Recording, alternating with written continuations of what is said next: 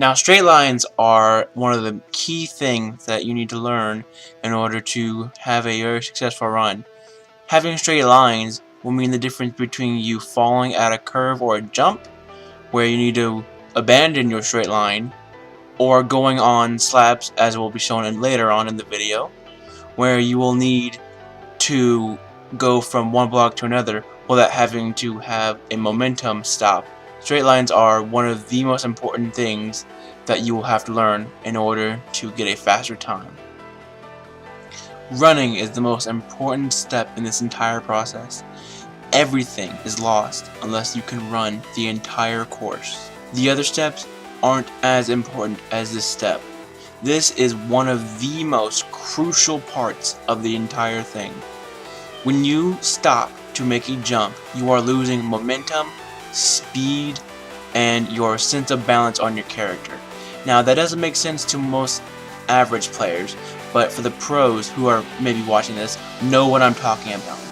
When you lose your momentum, you lose your speed, and in order to make up for that speed, you have to be more technical with your jumps, which costs you time. Run the entire time, and you will get below a minute average.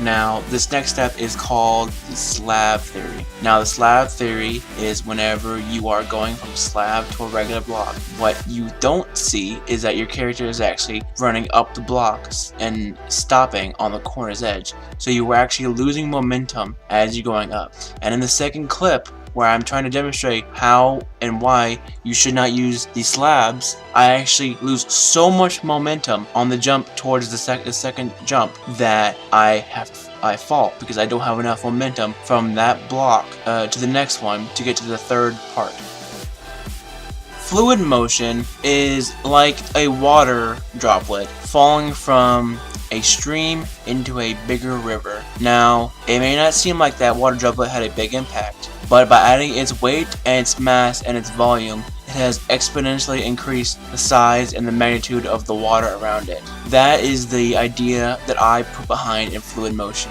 I use this in a lot of different parkour courses in the past, and I used to use it in the old Hypixel Parkour courses. This idea comes from the fact that you always need to be running, and the fact that you always have to turn corners and adjust your mouse accordingly. This goes really, really well with not running the slab technique, slab theory, and other techniques that we will see later on in this list.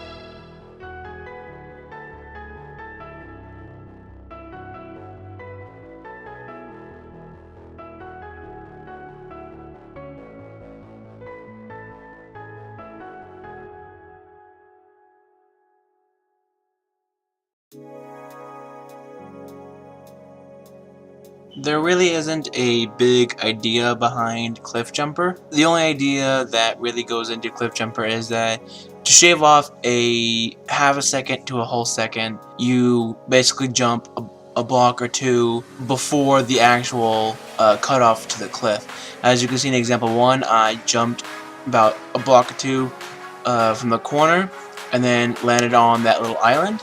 And then after when I got to the second cliff jumper, I indicated where I usually jump in my runs, and I went back to the checkpoint and I jumped from there.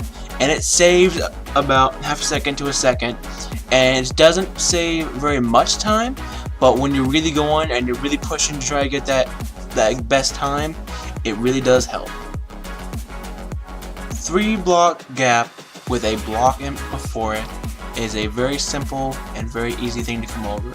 Just like in the very beginning, as you saw in the previous videos, when you were met with those things protruding out of the island, it comes from a block and then it goes to the things, and it's one slab up a block, a slab up a block, a slab, and it's supposed to make you stop your momentum. However, if you go diagonally, you don't occur these problems, and you can easily keep running and continue your fluid motion in order to have a successful run.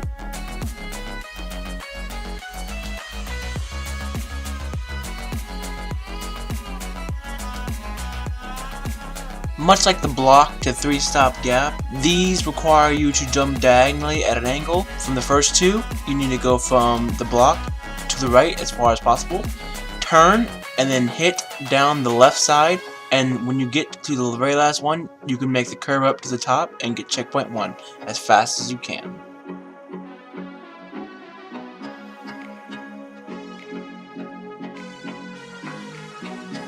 Cut corners method isn't really that big of a time saver. Maybe it'll save you about half a second, maybe one more second if you really want to, if like you're really doing it. Well, basically all that you need to do is turn into a corner as hard as possible without actually hitting any of the corner blocks, so you don't lose your momentum, but you also are saving time by cutting out all the extra running that you'll be doing from one point of a turn into another, so you're not wasting a second on just turning alone.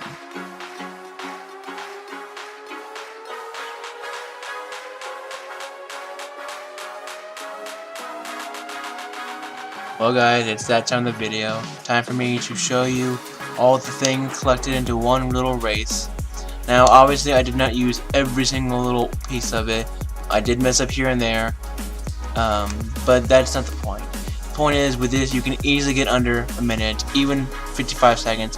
Hell, I would mess up a couple times, and even I got 51 seconds, almost 52. So if you just try and just get better and better and better, and you practice, you know, you can get there. You can be the king of parkour, as you will. And it really mean a lot if you guys would support me, subscribe, like, give the video a share, anything at all. Did I miss anything? Tell me in the comments if I missed anything. I'm sure I missed something. I was thinking about it for a little bit, and this is what I came up with about all the techniques that I personally use. I think I might have missed maybe one. I don't know. But thank you guys for watching. It's been a pleasure. Have a nice day. Dragonite says bye.